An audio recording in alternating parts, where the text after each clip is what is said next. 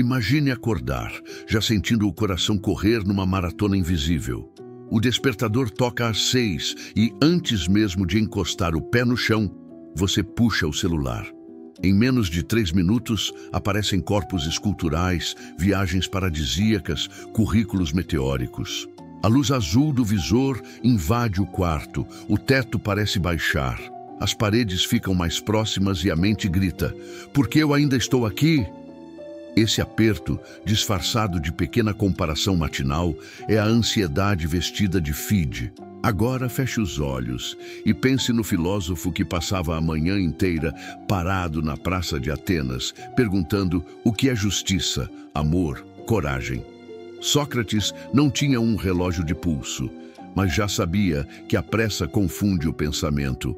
Ele caminhava com calma, ouvia, devolvia perguntas e fazia a multidão enxergar a própria incoerência. O método era simples: questionar até descobrir onde a ignorância se escondia. Milhares de anos depois, trocamos a praça pelo aplicativo e as perguntas se tornaram curtidas. Mas a confusão continua a mesma, só que agora cabe no bolso. Imagine Sócrates descendo a escada rolante de um shopping moderno às 6 da tarde, cercado por telas gigantes prometendo sucesso instantâneo. Ele ergueria uma sobrancelha e perguntaria: "Se todos falam ao mesmo tempo, como você reconhece a própria voz?" A sabedoria socrática não manda calar o mundo. Ela ensina a tornar o pensamento um lugar mais alto que o barulho externo. Hoje, chamamos essa prática de atenção plena. Ele chamava de cuidar da alma. O resultado é o mesmo: um passo atrás no caos para recuperar o comando da própria mente.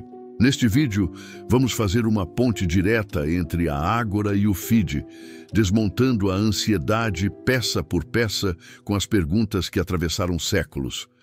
Você vai aprender a transformar comparação em autoconhecimento, excesso de estímulo em foco criativo e notificações em gatilhos de consciência, não de desespero, nada de fórmulas milagrosas ou linguagem inalcançável. A proposta é papo reto, olho no olho, sobre aquilo que machuca quando o celular vibra sem parar. Se essa jornada faz sentido para você, fica comigo até o fim. Em cada bloco, trarei um exercício prático, um questionamento provocador e um pequeno desafio para aplicar ainda hoje. E se o conteúdo clarear sua mente, clica no like, inscreve-se no canal e ativa o sino agora mesmo. Assim você garante as próximas conversas, sem depender do algoritmo que faz tanto barulho dentro da nossa cabeça. Respira fundo. Coloca o telefone em modo não perturbe por alguns minutos e caminha comigo até a praça mais antiga da filosofia. Vamos aprender a perguntar, responder e, principalmente, pausar. Porque quando você domina a arte de interrogar a própria mente, nenhuma resposta apressada da internet consegue te prender. Arruma a postura, ajeita os fones e prepare-se. A viagem começa agora. Antes de avançar, faz um pequeno teste. Conte quantos aplicativos diferentes abrirá nas próximas 2 horas. Estatísticas mostram que um jovem médio toca no visor mais de 2.760 vezes por dia. Imagina explicar esse número para Sócrates. Ele provavelmente balançaria a cabeça e devolveria outra pergunta: você usa a ferramenta ou se tornou ferramenta? A inquietação que surge daí é a porta de entrada para o resto do roteiro. Pense na primeira vez em que você se viu num espelho quando criança. Provavelmente fez uma careta, esticou a língua, riu da própria imagem porque ainda não entendia a opinião alheia. Anos depois, o espelho mudou de formato. Virou câmera frontal, stories, lives.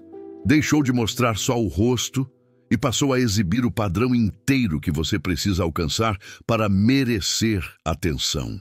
A cada deslizada de dedo, o reflexo chega acompanhado de filtros, likes e estatísticas, como se houvesse uma medalha para o mais perfeito.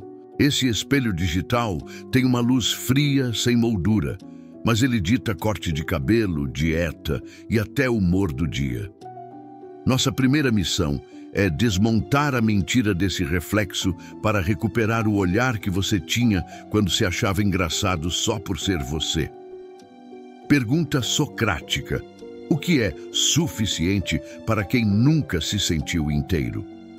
Sócrates atravessava a ágora perguntando aos cidadãos o que era coragem, justiça, felicidade. Eles respondiam com frases bonitas, ele rebatia até expor contradições. Hoje a pergunta muda levemente: o que é suficiência? Quando você sente que já postou o bastante, conquistou o bastante, viveu o bastante? Respostas apressadas falam em cifras, seguidores, placa de prata ou corpo sem gordura. Mas basta refletir 2 minutos para notar que o alvo se desloca sempre que parece perto. O feed cria metas elásticas. Todo like sugere que faltou um pouco para o próximo patamar. Sócrates chamaria isso de ignorância disfarçada de progresso. Não existe padrão exterior capaz de selar o buraco interno da dúvida. Enquanto a régua vem de fora, a mente continua vazia de dentro para fora. Anatomia da comparação. Por que dói tanto? Neurocientistas mostram que cada notificação ativa o mesmo circuito de dopamina que antigamente nos fazia procurar frutas maduras na floresta. O cérebro interpreta curtidas como frutas raras. Quando vê que o vizinho da timeline colheu mais frutinhas, dispara um leve sinal de perigo.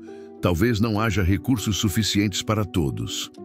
Ansiedade é, em parte, essa sirene primitiva tocando numa cidade de neon. Sócrates não conhecia neurotransmissores, mas entendia que emoção sem exame gera escravidão. Ele diria: se um impulso manda correr, investigue antes para onde. O feed convence que o prêmio do outro rouba o seu espaço, mas a Praça de Atenas prova o oposto. Lá, a vitória intelectual de um interlocutor iluminava todos. A comparação só dói quando confundimos aprovação com sobrevivência. Exercício prático. Auditoria de referências. Reserve 10 minutos após este vídeo, pegue papel e caneta. Escreva 3 nomes que você segue religiosamente. Ao lado, anote como se sente logo após ver as publicações de cada um. Usa palavras simples: leve, pesado, inspirado, inadequado. Se a maioria dos sentimentos pende para baixo, marque um X vermelho. Seu cérebro está lendo essas contas como ameaça. Sócrates sugeriria afastar-se de falsos mestres para ouvir a própria voz. Por uma semana, silencie ou deixe de seguir os 3 perfis vermelhos.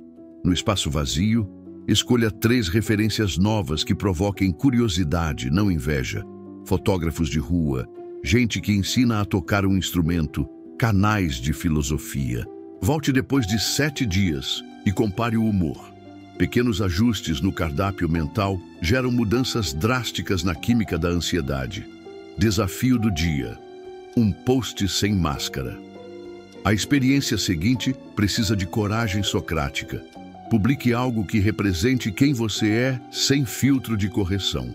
Pode ser uma foto com cabelo bagunçado, uma frase sincera sobre medo, um desenho tosco do seu caderno. A regra é 0 edição. Antes de postar, anote numa nota de celular qual nível de desconforto sente numa escala de 0 a 10. Publique e desligue o celular por 2 horas. Quando voltar, leia comentários, se houver, e anote novamente o nível de desconforto. A maioria descobre que o pavor inicial cai para menos da metade porque ninguém reage tão duramente quanto o crítico interno. Esse choque de realidade derruba o poder do espelho digital. Ele não é Tribunal Supremo, é só vidro fosco refletindo fantasias de perfeição. Agora que desmontamos a comparação, precisamos tratar do bombardeio de estímulos que resta mesmo quando ninguém está competindo. É como sair da arena de corrida e perceber que ainda há fogos, música alta e holofotes piscando. No próximo bloco, vamos aprender com Sócrates a transformar barulho em silêncio criativo. Você descobrirá técnicas para filtrar notificações sem correr para uma caverna offline. E verá porque o filósofo, se tivesse um smartphone, usaria o mesmo topo de tela que usamos para buscar Wi-Fi, para buscar intervalos de reflexão. Fica ligado porque a segunda etapa traz um método de 3 perguntas que salva mais tempo do que qualquer aplicativo de produtividade. Respira, solta o ar e prepara-se para apertar pause no caos sem perder o ritmo da vida moderna. Você já tentou conversar num estádio logo após o gol da final? O som não é só alto, ele ocupa cada fresta do peito, vibra na cartilagem do nariz, rouba qualquer linha de raciocínio. A vida online cria um efeito parecido 24 horas por dia. Quando um vídeo termina, já começa outro em reprodução automática, o banner pula no topo, o alerta de mensagem surge no canto e, antes que você processe a primeira frase, outro gol imaginário explode no feed. O cérebro, que evoluiu para notar qualquer ruído suspeito na mata, interpreta cada notificação como algo potencialmente vital. Resultado: a mente passa o dia correndo de um susto para outro, sem saber em que partida está jogando. Sócrates, se pisasse nessa arena, talvez não pedisse silêncio absoluto. Ele não desligaria o mundo porque a Praça de Atenas sempre foi barulhenta, cheia de mercadores, cabras, militares. O segredo socrático não era calar a multidão, mas falar dentro de si mesmo mais alto que ela. Para isso, ele usava perguntas como martelo, quebrando a crosta da pressa até encontrar um núcleo de calma. Hoje vamos adaptar essa estratégia ao cenário de banners e stories, criando um escudo de 3 perguntas que cabem na palma da mão. Entendendo o efeito Sirene Pesquisas em neuropsicologia, mostram que cada alerta sonoro aciona sistemas de orientação de atenção no tronco cerebral. É o mesmo mecanismo que fazia nossos ancestrais olhar para o mato quando um galho estalava. A diferença é que o galho podia ser um predador real. Já o celular toca para avisar que alguém reagiu com um emoji de foguinho. Mesmo assim, as glândulas adrenais disparam cortisol. O corpo prepara fuga ou luta, mas você está sentado no ônibus. A energia gerada não encontra saída muscular, vira inquietação interna e, somada a 50 alertas por hora, fabrica um caldo morno de ansiedade que nunca esfria. Sócrates chamaria esse fenômeno de ruído não examinado. O filósofo ensinava que aquilo que não passa pelo crivo da razão vira corrente que prende a alma. Ele questionava tudo em voz alta para que a mente lembrasse de escolher a própria rota. Com um telefone na mão, ele faria o mesmo. Antes de abrir uma notificação, perguntaria se vale o gasto de energia. O método das 3 perguntas. Pegue papel, anote, cole na capinha do celular se precisar. Sempre que o visor acender, aplique nesta ordem. Isso precisa de mim? Nem toda informação pede ação. Ver que um amigo curtiu sua foto não exige resposta imediata. Se a tela mostra algo que não depende da sua intervenção agora, marque mentalmente observação, não tarefa. A simples nomeação reduz disparo de adrenalina porque o cérebro entende que nada está em risco. Precisa agora. Algumas demandas são suas, mas não urgentes. E-mails, boletos, mensagens do grupo da faculdade entram nessa categoria. Sócrates lembraria que tempo é matéria-prima do pensamento. Se o alerta pode esperar, agende horário único à tarde. A clareza de que existe um bloco definido liberta as horas entre um ponto e outro. Precisa ser assim? Quando a notificação for relevante e urgente, ainda resta avaliar o formato. Responder por texto é mesmo o jeito mais rápido? Talvez uma ligação de 2 minutos resolva o assunto e evite 20 trocas de mensagem. O filósofo defendia adequar a ação à essência da pergunta. Use o meio que encurta o caminho, não o que prolonga a exposição ao ruído. Repita essas 3 perguntas por 7 dias. A princípio, parece lento, mas logo a triagem se torna automática, como respirar. Seu corpo sente menos sobressaltos e a mente recupera intervalos de silêncio anteriormente ocupados por alarmes falsos. Exercício prático. Jejum de notificações. Escolha um período de 4 horas amanhã. Antes de dormir, vá às configurações do aparelho e desative todos os avisos visuais e sonoros, exceto ligações de contatos selecionados para emergências. Programe o filtro para reativar após o período. Quando acordar, anote num papel como "O peito reage ao ver o ícone mudo". Durante o bloqueio, trabalhe, estude, caminhe, faça tarefas domésticas. Toda vez que surgir a vontade de checar, escreva um risco no canto da folha. Esse ato físico traz de volta a consciência corporal, tira o gesto automático do piloto, devolve escolha. Ao final, conte os riscos. Cada um representa um momento em que você teria aberto uma porta para o trovão digital. Multiplique pelo tempo médio de distração.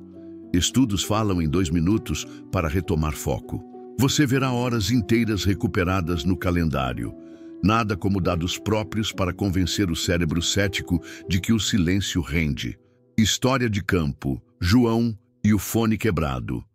João, 22 anos, estuda design e convive com redes desde a escola.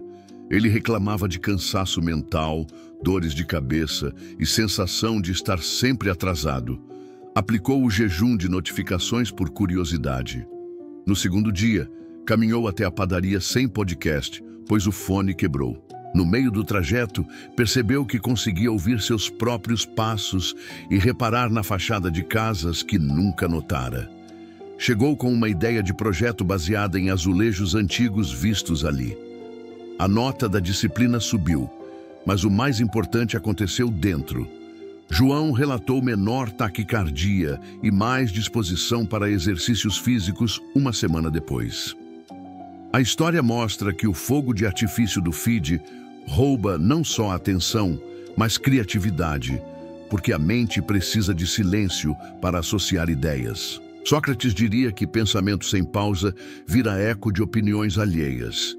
Desafio do dia: pausa consciente. Durante o vídeo, coloco um convite. Digite agora nos comentários a frase "pausa consciente" se vai testar o jejum de notificações hoje. Isso serve como segunda batida de tambor no meio da jornada, marcando seu compromisso público. Pesquisas em mudança de hábito mostram que declarar intenções aumenta em até 40% a chance de cumprir metas. Então, levante a mão virtual e registre sua decisão. Assim criamos uma rede de silêncio colaborativo, um paradoxo que Sócrates aprovaria, pois usaremos a praça digital para construir espaços de reflexão em grupo, filtrando sem fugir. Algumas pessoas argumentam que não podem desligar tudo porque trabalham online. A solução não é abstinência total, mas hierarquia clara. Aplique tags de cores nas notificações: vermelho para clientes, amarelo para colegas, cinza para social. Deixe vermelho sempre ativo, amarelo em horários fixos, cinza em modo silencioso. Pesquisadores de produtividade chamam essa estratégia de camada de prioridade. Para Sócrates, seria só bom senso aplicado ao cotidiano.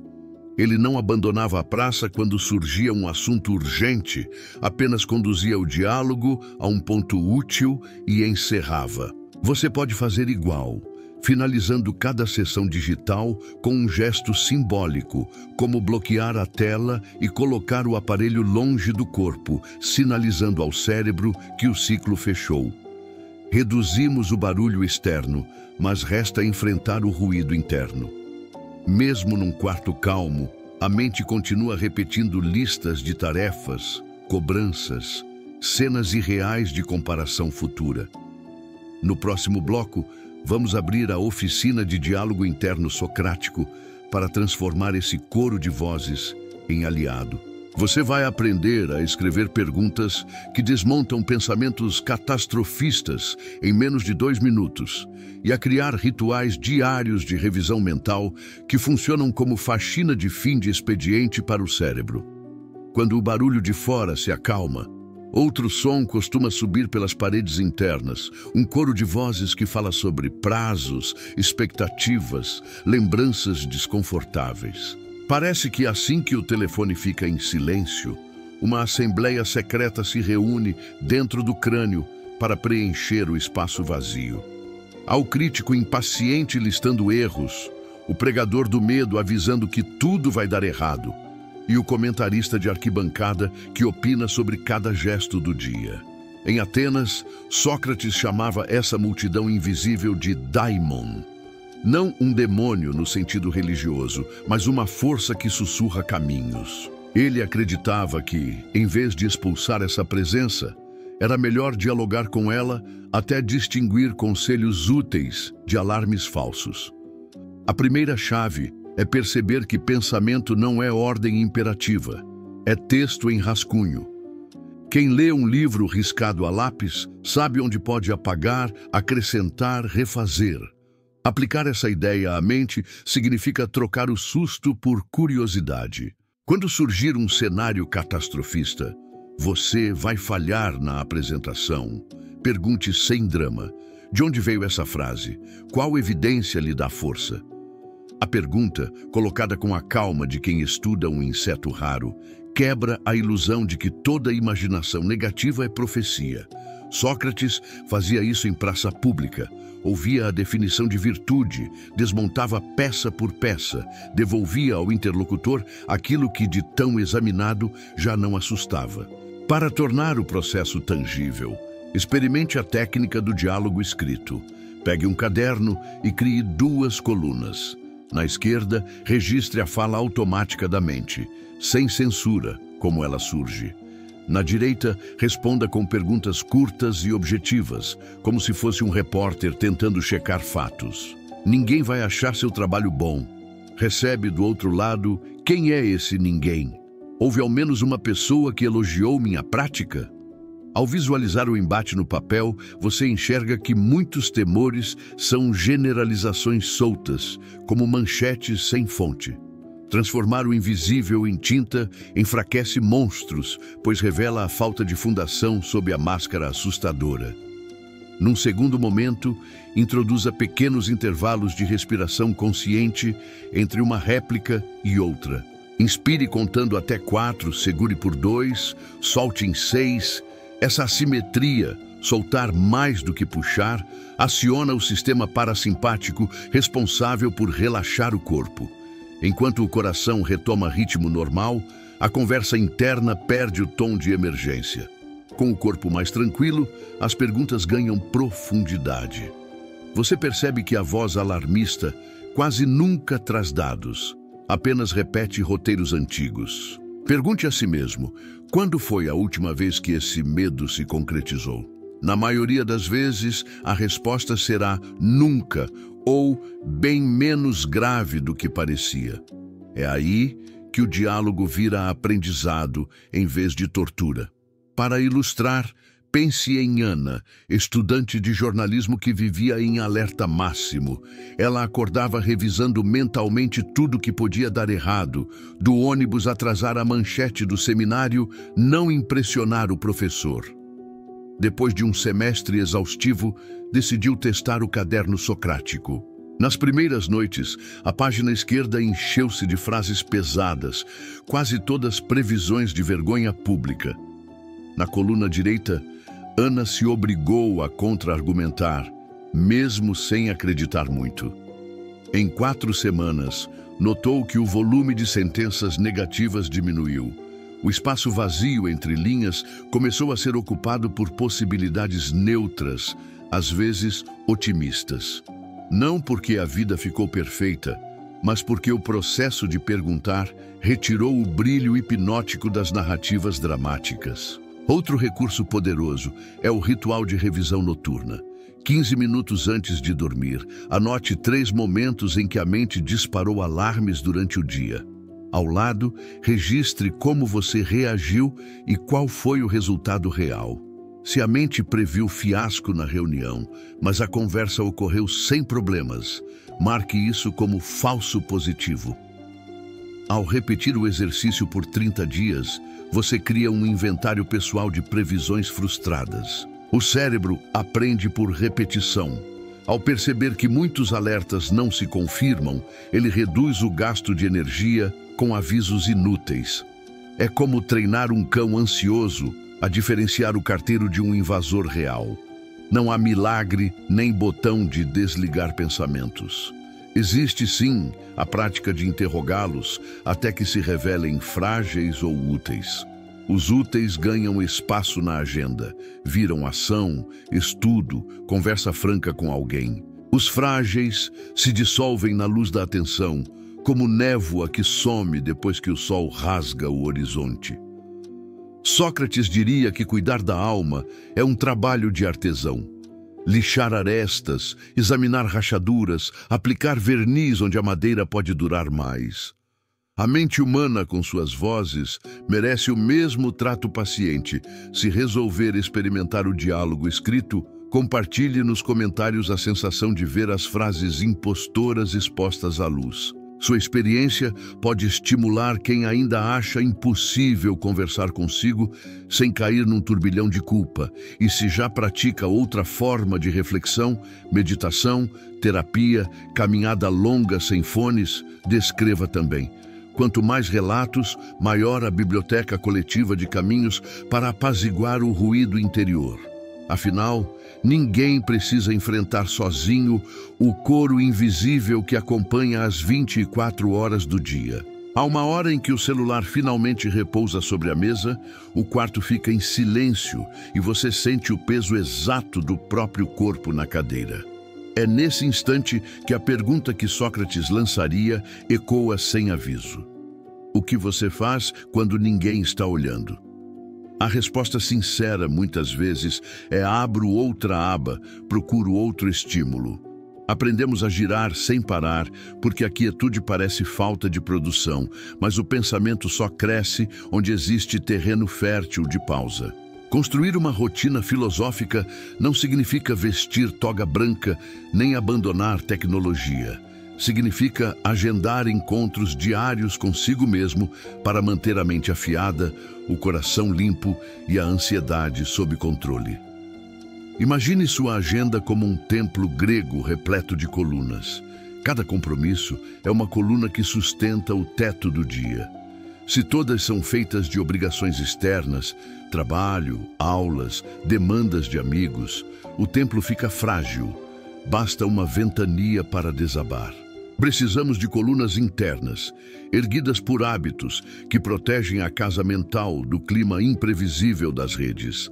A seguir, 3 pilares que encaixam em qualquer rotina urbana e ajudam a firmar o chão quando o feed sacode mais que terremoto.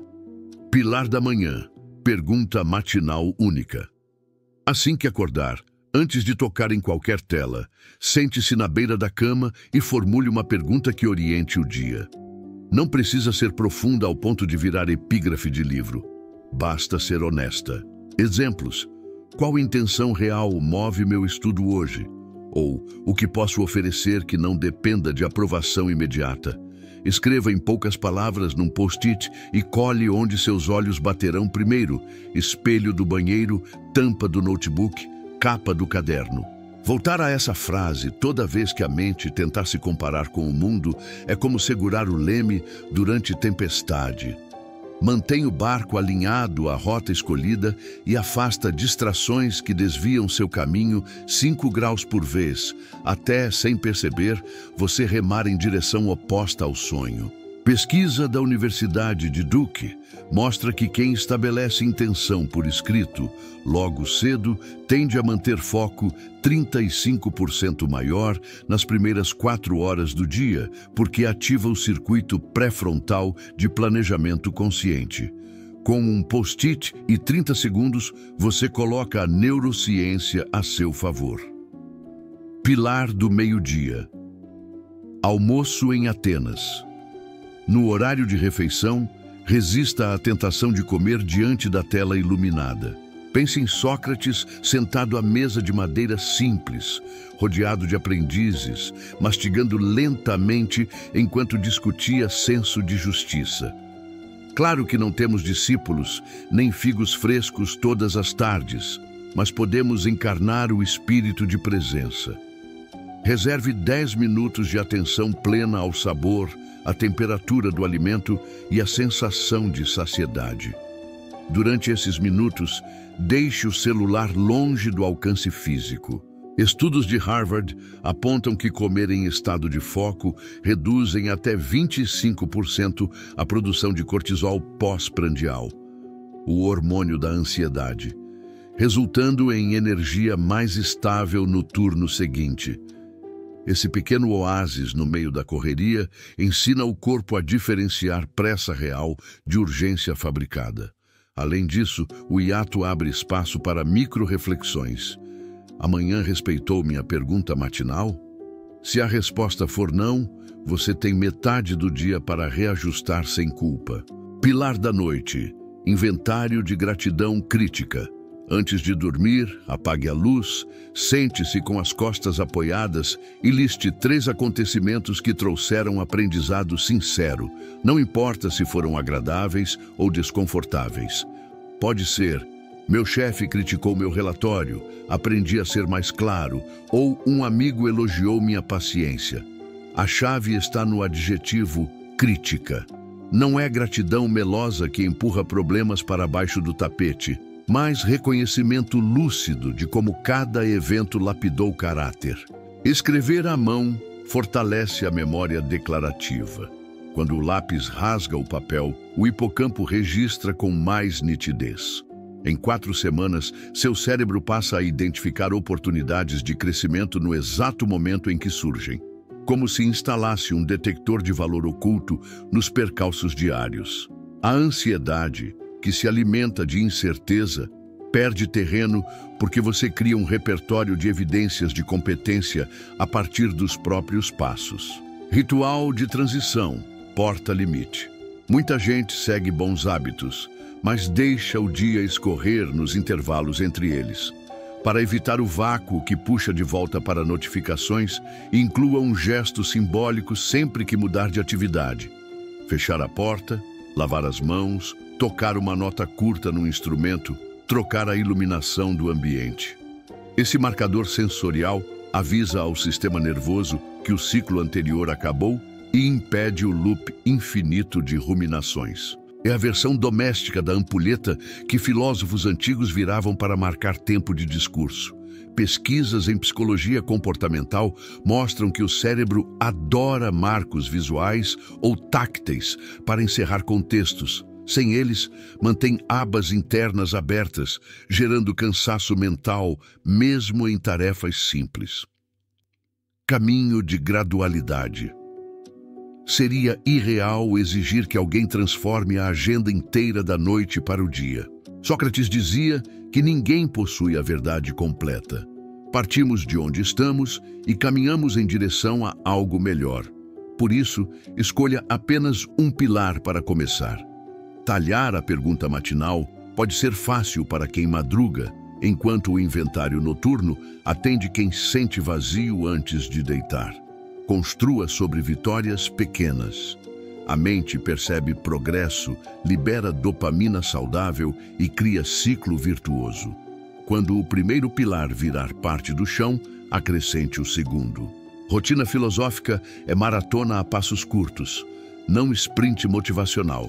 História viva. Marcelo e a síndrome da tela azul. Marcelo, 19 anos, universitário de engenharia, usava redes como válvula de escape. Chegava a assistir vídeos curtos enquanto caminhava entre salas de aula. O resultado foi um semestre de notas baixas e crises de ansiedade. Ele escolheu adotar apenas o gesto de porta-limite. Toda vez que voltava do intervalo, fechava a maçaneta com intenção clara de recomeçar a tarefa. 2 meses depois, percebeu que aquela simples torção de pulso cortava o impulso de abrir o feed. Com a mente menos dispersa, decidiu acrescentar o inventário noturno, escrevendo num caderno barato. Em 6 meses, recuperou bolsas de estudo e relatou queda drástica na insônia. A moral não é vender método milagroso, mas lembrar que filosofia em ação cabe até num giro de chave. Fogueira coletiva. Filósofos pré-socráticos contavam histórias em volta de fogueiras para fixar conhecimento. O algoritmo trocou madeira crepitante por LED, mas a necessidade de partilha continua. Se algo nesse bloco acendeu uma ideia, desça aos comentários e descreva em uma frase qual pilar pretende implementar amanhã. Esse ato simples conecta desconhecidos por desejos parecidos e impede que seu compromisso se perca no burburinho da timeline. Quando alguém responder ao seu relato, você se torna também praça para outra pessoa. E nada reforça aprendizado como ensinar com a própria experiência fresca. A cada coluna que você ergue, o templo interno ganha peso estrutural. Não significa que a tempestade digital vá cessar, nem que você nunca mais sentirá ansiedade. Porém, quando a ventania vier, e ela vem, as paredes não rangem, o teto não racha. Você sabe onde se sentar, conhece o timbre da própria voz e lembra que, antes de qualquer feed, existe um ser humano capaz de dirigir perguntas ao lugar certo. E se a dúvida voltar, basta olhar para a pedra fundamental grafada com a simples provocação socrática. Você vive ou apenas responde estímulos? Torre alguma resiste sem fundamento. Pessoa alguma desaba com ele bem lançado no chão. Chegamos ao ponto em que as luzes do vídeo começam a baixar, mas a conversa, se fez sentido para você, apenas acende.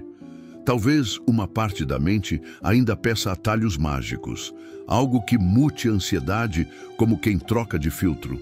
Sócrates sorriria.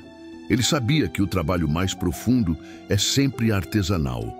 É o gesto cotidiano de colocar a pergunta certa diante do espelho, retirar o excesso de ruído antes que vire avalanche, dar nome às vozes internas para que nenhuma domine o coro, erguer colunas de hábitos que sustentem o teto mesmo nos dias em que o vento corta forte. Tudo isso requer presença. E presença não pode ser terceirizada a aplicativo, guru ou algoritmo. Olhe para trás por um instante. Houve o encontro inicial com o espelho digital quando rasgamos a fantasia da comparação eterna. Em seguida, transformamos notificação em escolha consciente, mostrando que nem todo chamado é convocação. Depois, abrimos diálogo honesto com os pensamentos, rabiscando na página as falas que antes chegavam como ordens. Por fim, plantamos 3 pilares na agenda para que cada dia contenha espaços de sentido e não apenas tarefas. Perceba que nada foi prometido como definitivo ou perfeito. A vida seguirá com feeds pulsando, olhares alheios pesando, imprevistos roubando fôlego. Contudo, agora existe um chão. Perguntas afiadas, silêncio voluntário, rituais de curadoria mental, pequenos gestos que criam limites onde antes havia brecha, por onde a ansiedade escorria. Talvez amanhã você acorde e, antes de resgatar o post-it da pergunta matinal, note a tentação de abrir mensagens. Não transforme esse deslize em sentença de fracasso. Apenas respire, lembre que o caminho filosófico é circular, não linear. Cada volta passa por pontos familiares, mas com olhar mais maduro. O progresso real raramente faz barulho. Ele se manifesta no momento em que você percebe o impulso de comparação e, em vez de mergulhar, decide observar. Ou quando sente o coração acelerar ao som de alerta, mas sorri porque sabe que 2 horas de jejum de notificações cabem na sua rotina de hoje. Ou ainda, quando a mente pinta um futuro sombrio e você, com paciência, puxa o caderno, coloca o medo na coluna esquerda e devolve perguntas na direita até que a imagem perca cor. Num mundo que valoriza respostas rápidas, cultivar boas perguntas é ato de rebeldia e autocuidado. A Praça de Atenas mudou de cenário, mas os rostos que a enchem de dúvidas continuam parecidos. Jovens buscando a própria medida num universo de estímulos excessivos. Você faz parte dessa multidão e, ao mesmo tempo, carrega dentro do peito uma versão reduzida da praça. Um espaço onde pode sentar, ponderar, discutir, rir dos excessos e sair mais claro. Volte a esse lugar interno sempre que o feed gritar. Ele não consome bateria, não depende de sinal, não trava em alta demanda. Basta fechar os olhos, respirar e perguntar: isto que sinto agora é reflexo fiel ou distorção? Se algo aprendido aqui iluminar seu caminho, compartilhe nos comentários a experiência. Sua voz alimenta a fogueira coletiva, onde conhecimento se torna calor para outros que chegam com as mãos trêmulas de comparação. E se ainda não fez, deixa o like, inscreve-se no canal e ativa o sino. Não pelo número vazio, mas para que as próximas conversas cheguem sem ruído de corrida, como convite amigo a sentar na praça e pensar juntos. A jornada não termina nesta tela. Ela começa cada vez que você escolhe questionar em vez de reagir. Quando o estímulo vier, e ele virá, lembre que existe um filósofo curioso morando atrás dos olhos, pronto para perguntar por quê, até que a verdade simples apareça e a ansiedade perca o disfarce de urgência.